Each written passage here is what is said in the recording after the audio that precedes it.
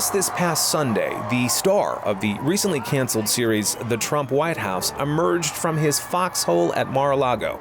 He was speaking at the Conservative Political Action Conference, or CPAC, and not surprisingly, he played some hits off his latest album, They Stole the Election From Me. I may even decide to beat them for a third time, okay? But he also reached into his back catalog for a few deep cuts, like this little chestnut on immigration. Many, many countries all over the world, they're not giving us their best and their finest. They may be rapists, they may be drug smugglers. We're one country. We can't afford the problems of the world. Now, regardless of where you stand on Trump's immigration policy, you have to admit that in some respects, he did what he set out to do, which is to drive immigration down. He set the cap of refugees to the U.S. at just 15,000 people annually, about 70,000 less than what Obama allowed. And legal immigration into the U.S. has dropped 63% from 2016 to now, and that was a pre-COVID trend. But here's where a hawkish position on immigration rubs up against a rather inconvenient data point, one that appears in just about every developed nation on Earth. We're not making enough babies. See, birth rates are falling all across the first world. In the U.S. alone, it's dropped to its lowest point in 35 years. We're now at a point where we're simply not creating enough people to sustain our populations.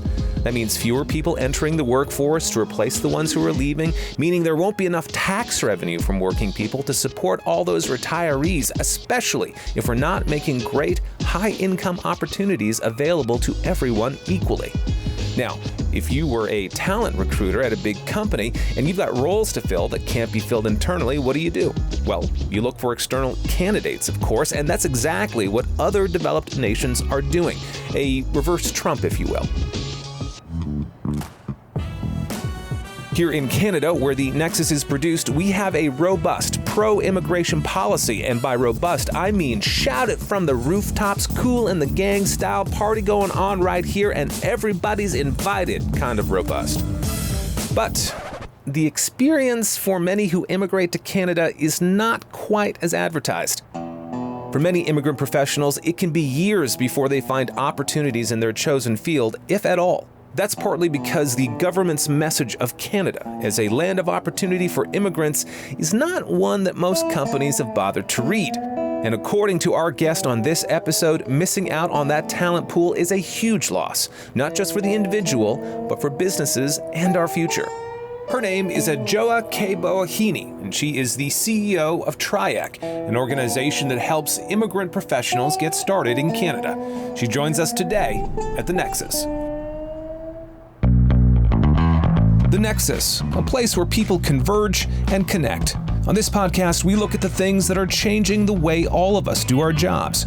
We're going to take a quick peek into the minds of those people who are helping us change. Scientists, HR leaders, and experts in human performance. I'm Chris Nelson. Oh, Adwoa, we should probably start by saying that you have some personal connection to the work that you do, yes?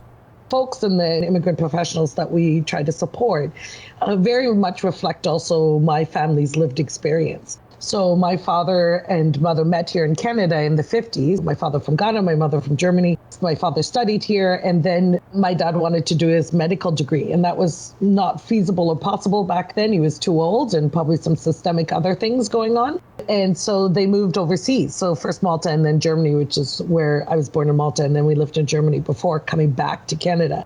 My father was Canadian, but internationally educated in Germany as a physician and had a dickens of a time to get licensed in this country. And so that's the story, fast forward 35 years later, that we still hear. Canadians in general have become far more open and aware of the need for immigration. We have the baby boomers retiring at an increasing rate who are all going to want to be living at home and being taken care of by healthcare system. So the demographics is done. I think what has slightly changed is, if you ask me, it's refreshing, is the fact that Canadians do recognize the need for immigration and are very positive about that. The question that remains, or the work that continues to be done, is the integration and the ramping up of these immigrants to their full potential in a quicker period of time. It feels like we make really grand promises to immigrant professionals when they come to this country, but what we promise and what they experience once they arrive are kind of like two different things. Why does that gap exist, and what can we do to close it? I think some of it is also perception being reality, right? Canada is a draw to many, many people in the world. But I think that there is this dream. It's a complex situation of perception versus reality. And then I do think that there are tactical things, or, things that we could probably do better as a community and as a business community. So attracting the talent is easy, but utilizing the talent is where we fall down. Can businesses do more to change that? And what would those actions look like? Sure. So there's some research that shows, certainly in hiring, that there's some biases, right? Unconscious biases that folks have. We all have unconscious bias, but that also a hiring recruiter manager might have when they're looking at resumes. So names that don't sound quote unquote Canadian can also be a matter of, I don't know. For example, my name, when I call her, I'm going to call her Adwoa, and she's going to say it's Adwoa, and then I'm going to feel like an idiot, right? So it could be small things like that. The number one concern, and I was on another panel where somebody asked the question, is still this notion of the need for Canadian experience. I'd say that's probably one of the largest barriers that newcomers face, because clearly they don't have Canadian experience yet. We have to help employers understand, and help the recruiters in particular understand that is, why is that even a thing? It's a historical barrier, I would suggest, that was put in place that one could investigate, evaluate, and maybe make assumptions as to why it was there.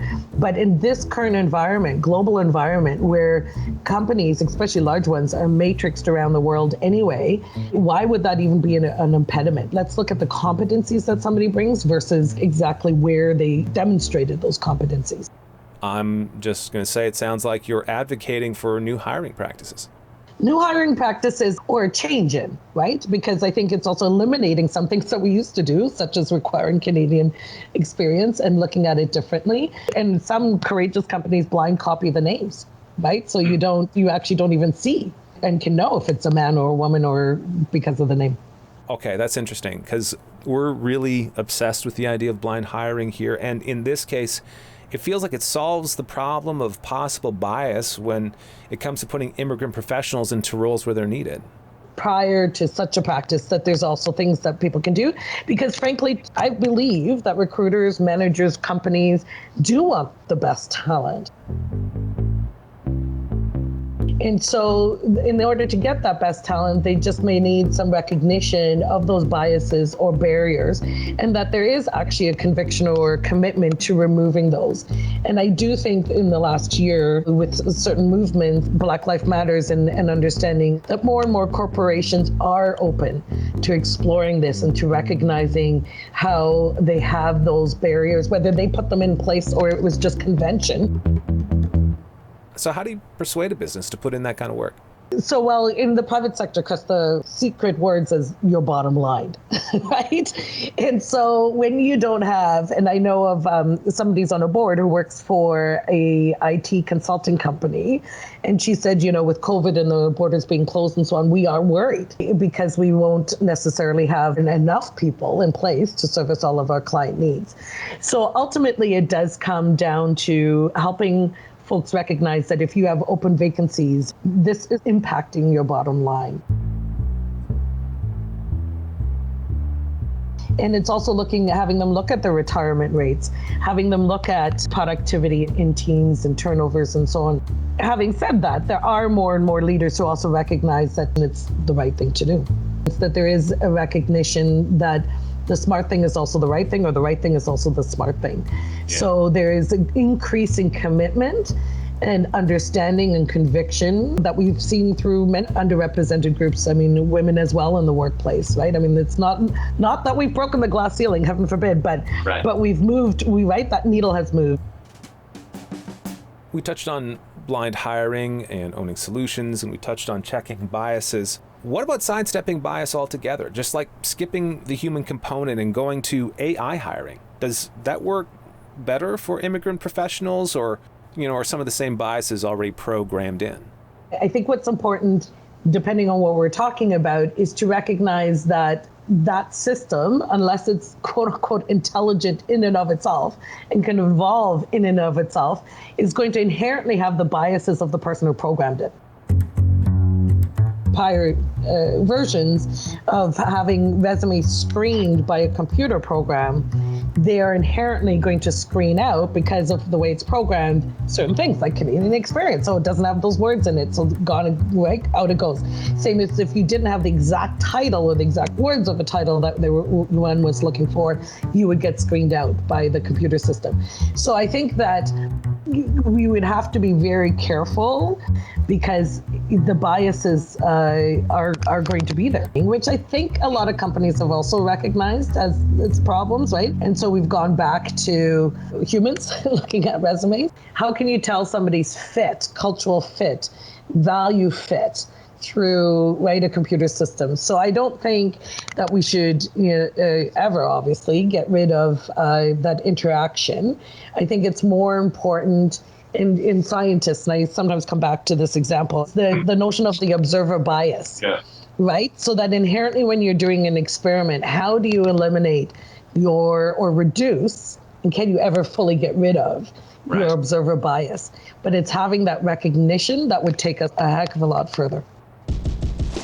This is a marathon. This is not a sprint. So I would suggest to you, in this journey, as it relates to immigrant professionals and corporations, I think we're in the training plan. We've constructed that training plan, and some are still working on building the training plan.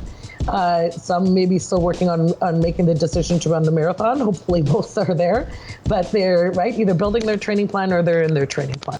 They're not at the race day yet. Adwoa, thanks so much for making the time to chat. It was really delightful. Our pleasure. If you think it's time to rethink your talent attraction efforts, then let Nexus help. We've been doing this kind of work for over 2 decades now, and we've gotten pretty good at it. You can find us at nexuscommunications.com. That's NEXUS communications.com.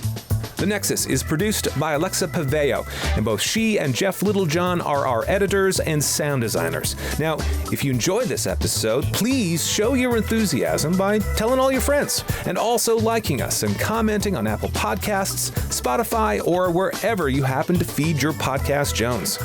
I'm Chris Nelson. Thanks for listening.